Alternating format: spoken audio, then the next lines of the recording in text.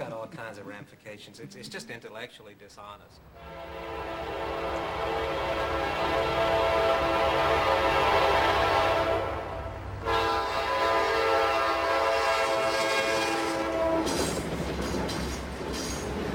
The folks in Tennessee are as faithful as can be, and they know the Bible teaches what is right.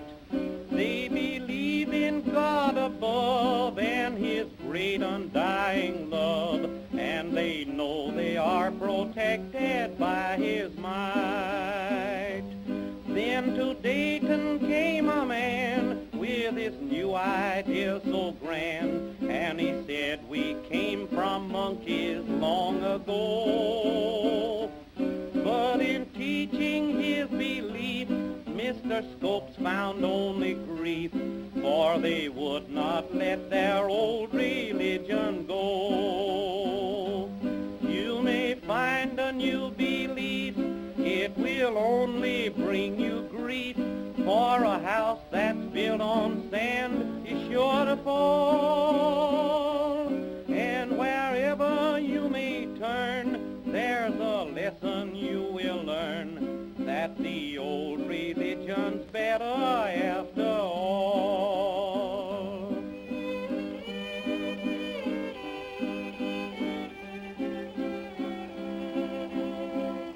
Dayton in Tennessee is America's first and most famous battleground in the conflict between religion and science.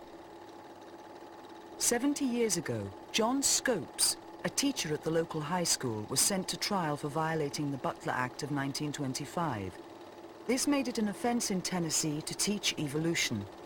Amidst unprecedented media fanfare, two legal giants, Clarence Darrow and William Jennings Bryan, battled over the right to teach a scientific theory which was seen to challenge the divine creation. Scopes was found guilty and fined $100. The Butler Act was not repealed until 1967, and the monkey trial, as it came to be known, left a deep divide between science and religion, which remains evident today.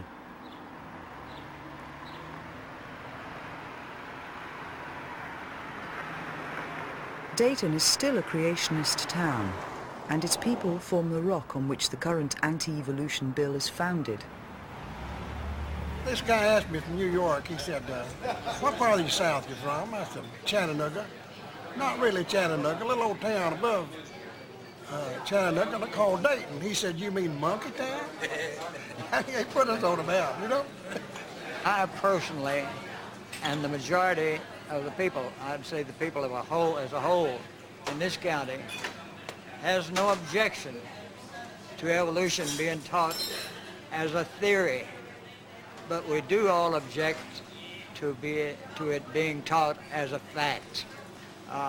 This has been has always been a community that believed in Genesis creation, and they always will. I think most of us think of evolution in more of a scientific atmosphere than we do in a religious or a creative atmosphere. We think of evolution maybe in animals, in the sea, creatures, that type of thing, but not man, not man. I believe in evolution, though, because look at Clyde. He's evolved into a real nice guy, even though it took 86 years. I like to think that my granddaddy walked on the face of the earth rather than hanging by his tail out of a tree.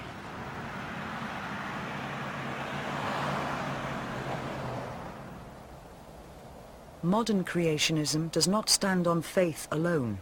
It has built its own science to prove the biblical account in Genesis. One school of creation science is based on the story of Noah and the flood, searching for evidence that all of humankind and present-day creatures of the land and air are descended from those which came off the ark.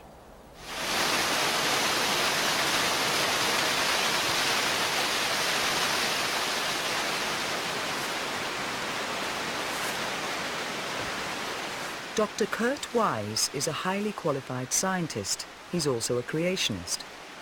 Educated at Harvard University, he now teaches creation science in Dayton at a small biblical college named after the man who prosecuted John Scopes. Wise has sacrificed a career in mainstream science for his creationist views.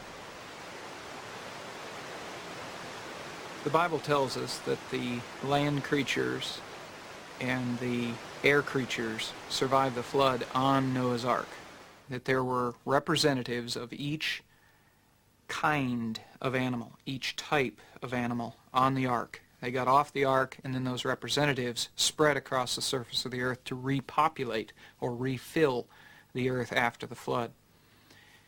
In creationism, that biblical type, that group of organisms, the biblical kind, doesn't equate to a species. It doesn't correspond to a species.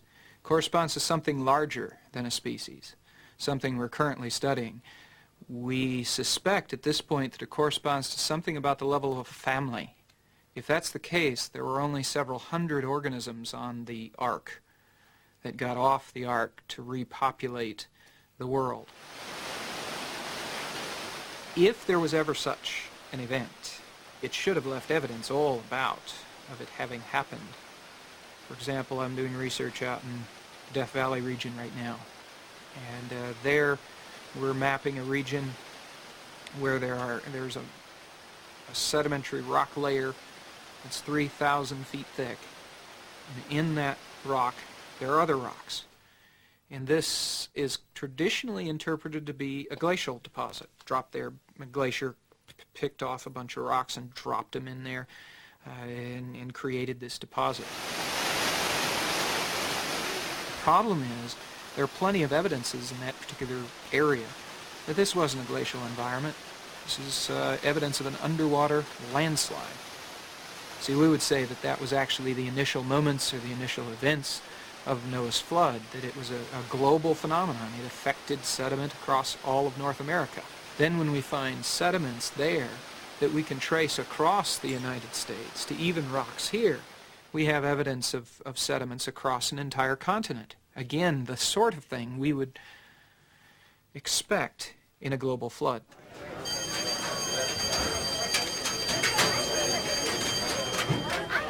Dayton's creationist inheritance spans the generations. The science teacher at the local high school shares the creationist views of his students. The law as it stands requires Joe Wilkie to teach evolution only, but it's a struggle. The young people of Dayton hold tightly to their belief in the Bible. Unable to deny the word of God to his students or himself, Joe Wilkie walks a thin line between science and religion. Creationists like to be lumpers. They like to put a lot of organisms together in a group. Evolutionists like to be splitters. They like to set off a whole bunch of different organisms. An evolutionist says that there's natural reproductive boundaries out there that prohibit dogs, wolves, coyotes, foxes from reproducing. I believe that I give the evolutionary view equal time, and I believe I give it a fair shake. I believe I give the creation view a fair shake. Wait a minute, you don't even think it's a theory? Well, I mean, it's not really, basically it's not been proven. We had to be put here, some supernatural thing. We couldn't have evolved from such a simple organism into what we are now. There's no way, the way that they think that it all started. I don't think God has to have evolution to make a world. I don't think a supernatural being has to use a natural process. I know a lot of people that believe he did use a natural process, but I don't personally believe that a supernatural, all-powerful, omnipotent being has to use a natural process to create. You got your supernatural, which would be God, and he actually, he said that he put us here and then put all the animals and plants and stuff to make us survive. How could I say to a student, your ideas are trash, keep them out of this room, I don't want to hear them. We don't want to discuss that. Don't you know you're being one of those hick hillbillies believing all that religious stuff? How could I say that to a student and look at that student in the eye the next day and say, I respect you as a person? I mean, I couldn't do it. We didn't like evolve from anything. That doesn't make any sense. I mean, how can like an African American person evolve from a white person? We're different skin.